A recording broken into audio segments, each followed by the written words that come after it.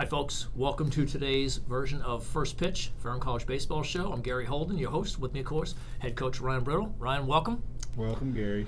Want to start by apologizing. Last week we never got the show in, and I know we told you we'd be having a show last Tuesday. It just never happened. I got real busy, and I know Coach Brittle. It's that time of year, Gary. You were ready for it. I just wasn't. So we will try to get. I don't back. know if I was ready for it either. I think I texted you on Thursday. I was like, "Whoa, we didn't do a show." Yeah. Oh well. Yeah, just Here one of we those go. things and everything. So let's talk a little bit about last week. Sure. Jump right into it. Tuesday, Southern Virginia at home, blasted them 10-0. Jacob Gladstone had a great game, 3 for 3 with a double. Devin Booth stepped in and pitched 7 innings in relief to get the win, his first win of the year.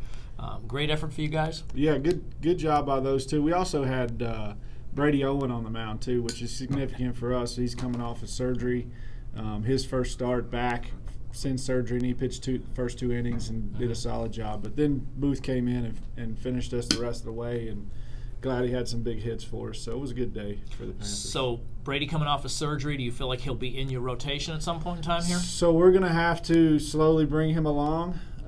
He's probably going to get 2 or 3 more innings next weekend, this coming weekend against Eastern Mennonite. So it'll be something where we'll try to build his pitch count every week. We'll try to get him a few more pitches in games and see if he's ready to go, come April 1st or middle of April, and he's ready for a full-time start. Is there a max pitch count when you bring somebody back like that you try to keep them to? It really, I guess there probably is, but it's a matter of stress. If he has a stressful one inning and he throws 20, 25 pitches in one inning, then you don't want to really run him back out there again. Right. Got it. So it'll be good to see him back out there. Yeah. Okay, so then Saturday, we jumped into it. First ODAC games and everything. Hampden-Sydney came in here, had a great win in the first game. It was 1-1 till late in the game. We scored 4 runs late and pulled off a 5-1 win. You had, Will Davis pitched amazing in the game, pitched 8 full innings, gave up 2 hits, I think maybe 1 earned run, and had 10 strikeouts. Pretty dominating performance. Will's been doing a really nice job all year for us. We just haven't scored a whole lot of runs for him. Until the 8th inning, we'd scored 6 runs for him in 4 starts. 4 entire. So we've gotten shut out twice when he started. But anyway, he pitched great again on Saturday, and we were able to scratch out some runs there at the end to kind of pull away and get our first ODAC win under our belt. And then the second game we lost 11-7, I believe. We were in the game 6-6, and we just hit too many guys. We hit 6 guys in that game and put too many runners on base, and we dropped a few pop flies too, Gary. Yeah, I saw that. It wasn't very good. So we didn't play very well at all, in my opinion, on Saturday. But we came away with a win and a split with Hampden-Sydney, a solid club. So we'll learn from it and move on from it. And we head down the road here in just a few minutes to play Southern Virginia again at their place. So we'll see what happens today. This game is being played over at, as I understand it, Perry McClure High School. Being played at Perry McClure High School, so at 3 o'clock this afternoon. I'll be making the road trip with you guys today, so it'll be interesting. I've never seen their baseball facility. I've seen their football facility, not their baseball. Let's back up real quick. Will Davis. Congratulations to Will Davis, named ODAC Pitcher of the Week. First ODAC honor for baseball this year. It's our 2nd week in a row. We had a women's lacrosse player, Tyler Harvey, make women's lacrosse player of the week last week. So pretty cool to see that and everything. Do you think Will was surprised about that, or? He shouldn't have been, by the way he pitched. Yeah. He had a no-hitter going through 7 innings. Yeah. And then had a solo home run hit off of him in the 7th, and ended up pitching 8 complete with no walks and 10 Ks. Gave up 2 hits and 1 run. So that's pretty good stuff there. It is pretty dominant. I was not surprised when I heard it, and I was very thankful that the ODAC chose him for that and everything. So congratulations to Will Davis and his family. So all right. So talking about next, we're going to Southern Virginia today, and then this weekend Eastern Mennonite.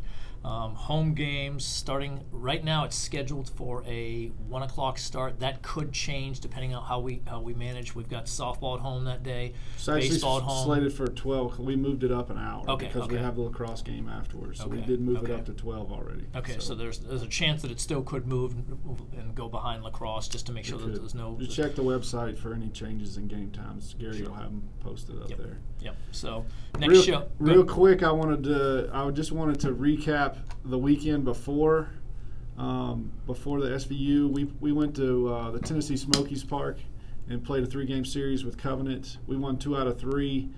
The park is absolutely amazing. The surface is awesome. It was a fantastic experience for our guys. We got to go to Bass Pro Shops, which is right across the street, one morning, and we walked around there for an hour. But it was a great trip.